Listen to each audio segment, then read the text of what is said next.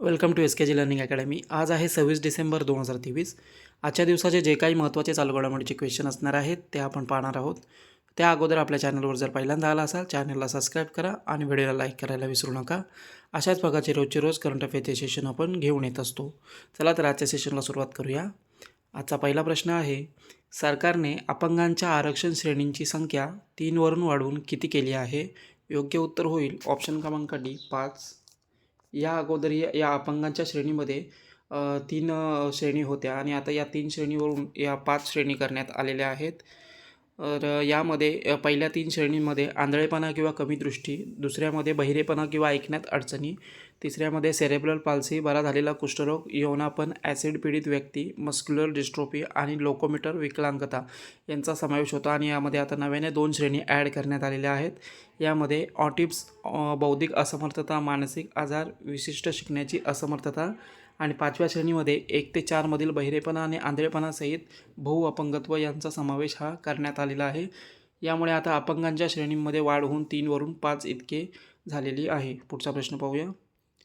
E जागृती portal आणि राष्ट्रीय ग्राहक हेल्पलाईन 2.0चे उद्घाटन कोणी केलं आहे?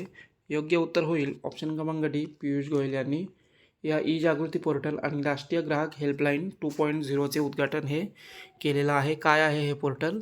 तर केंद्रीय ग्राहक आणि अन्न, सार्वजनिक वितरण, कपडा, वाणिज्य आणि उद्योग मंत्री आहेत पियुष गोयल यांनी हे ई जागृती पोर्टल राष्ट्रीय ग्राहक हेल्पलाईन 2.0चे उद्घाटन हे केलेलं आहे. कोणत्याही प्रकारच्या ग्राहकांच्या समस्या सोडवण्यासाठी या हेल्पलाईनची मदत ही होणार आहे. पुढचा प्रश्न पाहूया. 25 डिसेंबर हा कोणाचा जन्मदिवस देशात सुशासन दिवस म्हणून साजरा केला जातो? योग्य उत्तर होईल ऑप्शन क्रमांक सी अटल बिहारी वाजपेयी. माजी पंतप्रधान अटल बिहारी वाजपेयी यांचा हा जन्मदिवस आहे 25 डिसेंबर आणि हा देशामध्ये सुशासन दिवस म्हणून साजरा केला जातो. तर स्वर्गीय अटल बिहारी वाजपेयी यांचा जन्मदिवस देशामध्ये सुशासन दिवस म्हणून साजरा केला जातो. हे भारताचे 10वे पंतप्रधान होते आणि वाजपेयी हे 3 वेगवेगळ्या कार्यकाळात देशाचे पंतप्रधान राहिलेले आहेत. तसेच ते एक कवीसुद्धा होते. त्यांना भारतरत्न पुरस्काराने देखील सन्मानित करण्यात आलेला आहे. हा दिवस साजरा करण्याचा उद्देश म्हणजे देशातील नागरिकांमध्ये सरकारी कामाबद्दल जागरूकता निर्माण करणे हा आहे. यावर्षी अटल बिहारी वाजपेयी यांची ही 99वी जयंती होती. पहिला सुशासन दिवस 25 डिसेंबर 2014 रोजी साजरा केला गेला होता. पुढचा प्रश्न पाहूया. पहिल्या दिव्यांग खेळ पुरस्कारामध्ये सर्वश्रेष्ठ ॲथलीटचा पुरस्कार कोणाला देण्यात आला आहे? योग्य उत्तर होईल ऑप्शन क्रमांक बी सुमित अंतिल. पहिल्यांदाच हे दिव्यांग खेळ पुरस्कार प्रदान करण्यात आलेले आहेत आणि यामध्ये सर्वश्रेष्ठ असं ॲथलीट आहे यामध्ये हा पुरस्कार देण्यात आलेला आहे सुमित अंतिल यांना. तसेच स्त्रियांमध्ये तिरंदाजीमध्ये सर्वश्रेष्ठ महिला ॲथलीटचा पुरस्कार शीतल देवी यांना प्रदान करण्यात आलेला आहे. पुढचा प्रश्न पाहूया.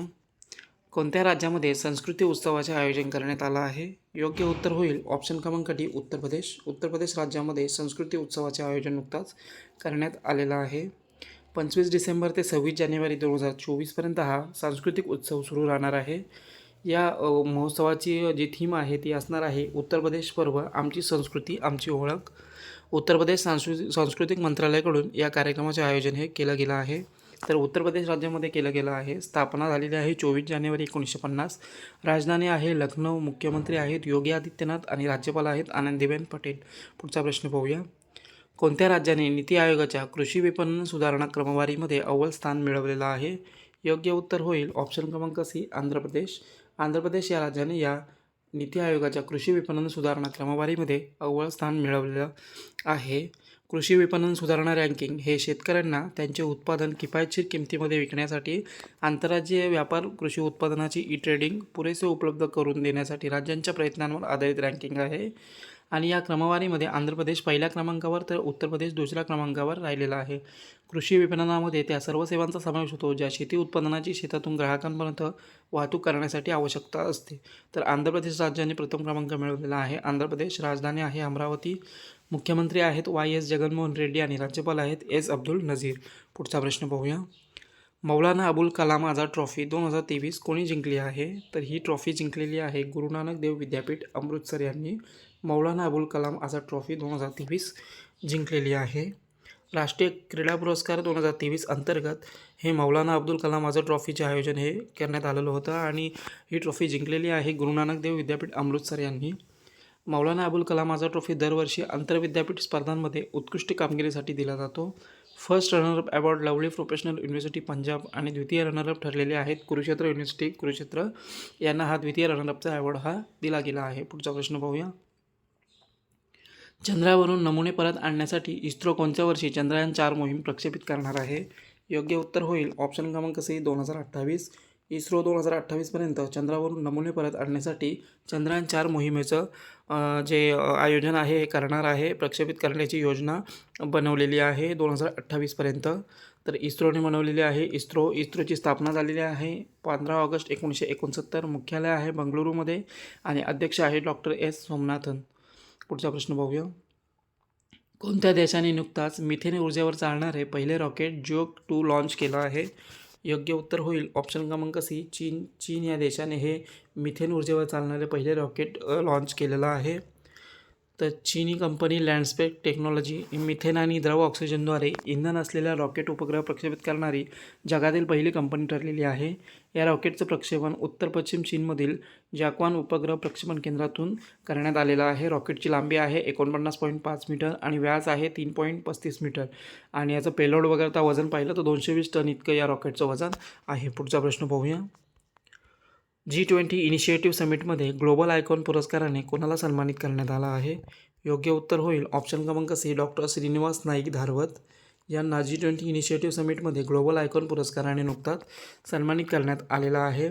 रिअल विजन होम्स प्रायव्हेट लिमिटेडचे अध्यक्ष आहेत हे डॉक्टर श्रीनिवास धारवत यांना कोलंबोमध्ये हे G20 इनिशिएटिव्ह समिट झालं आणि यामध्ये यांना ग्लोबल आयकॉन पुरस्काराने सन्मानित करण्यात आला आहे. त्यांच्या दूरदृष्टी दृष्टिकोन आणि अतूट समर्पण यासाठी हा पुरस्कार देण्यात आलेला आहे. पुढचा प्रश्न पाहूया. भूमी राशी पोर्टल हा कोणत्या मंत्रालयाचा उपक्रम आहे? योग्य उत्तर होईल ऑप्शन क्रमांक डी केंद्रीय रस्ते वाहतूक आणि महामार्ग मंत्रालय यांचा हा उपक्रम आहे भूमी राशी पोर्टल. तर भूमी राशी पोर्टल काय आहे? तर केंद्रीय रस्ते वाहतूक आणि महामार्ग मंत्री नितीन गडकरी यांनी भारतीय राष्ट्रीय महामार्ग प्राधिकरणाचे 1467 प्रकल्प भूमी राशी पोर्टल अंतर्गत आणलेले आहेत. हा रस्ते वाहतूक आणि महामार्ग मंत्रालयाचा ई-गव्हर्नन्स उपक्रम आहे. या उपक्रमाच्या माध्यमातून महामार्गांसाठी भूसंपादनाची प्रक्रिया वेगवान करण्यासाठी या पोर्टलचा उपयोग हा केला जातो. पुढचा प्रश्न पाहूया. संरक्षण मंत्रालय माझगाव डॉकयार्ड शिपबिल्डर्स लिमिटेडकडून किती ऑफशोअर गस्ती जहाज खरेदी करणार आहे? तर माझगाव डॉकयार्ड जी कंपनी आहे याकडून सरकार हे संरक्षण मंत्रालय गस्ती जहाज जे खरेदी करणार आहे त्याची एकूण संख्या असणार आहे 6 गस्ती जहाज खरेदी करणार आहे. तर भारतीय तटरक्षक दलासाठी हे जे जहाज आहेत खरेदी करणार आहे माझगाव डॉकयार्ड शिपबिल्ड्स करून. या जहाज खरेदीसाठी एकूण 1614.89 कोटी रुपयांचे बजेट हे ठेवण्यात आलेलं आहे. ही जहाजे पूर्णपणे भारतीय बनावटीची असणार आहेत. तसेच आधुनिक आणि हायटेक पायात ठेवण्यासाठी ही जहाजे सुसज्ज असणार आहेत. तर हे होते आजच्या दिवसाचे काही महत्त्वाचे करंट अफेअरचे क्वेश्चन. सेशन कसा वाटला कमेंटद्वारे कळवा. चॅनलला सबस्क्राईब करा आणि व्हिडिओला लाईक करायला विसरू नका. धन्यवाद.